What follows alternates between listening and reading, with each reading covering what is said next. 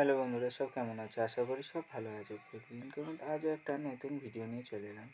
দিন ধরেই ঝড় হওয়ার কথা ছিল, টিপ টিপ করে হচ্ছিলও, কিন্তু আজ সকাল থেকে একদমই ছাড়ার নাম নেই। আকাশটা মেঘলা করেই আছে, বলছে নাকি বিকাল থেকে ছেড়ে যাবে, কিন্তু তাও সমস্ত চারদিকে ইটপাট ছড়িয়ে থাকার জন্য স্লিপও হয়েছে খুব।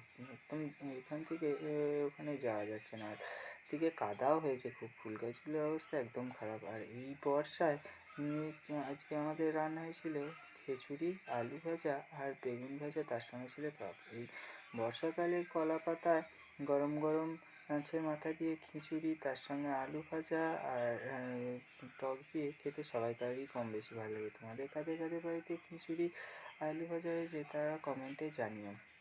এর সঙ্গে একটু পাঁপড় ভাজা হলেও ভালোই লাগে, কিন্তু বর্ষার জলের জন্যে সবটা করে ওঠা সম্ভব হয়নি, কারণ চারদিকেই জল পড়ছিল সেই জন্য।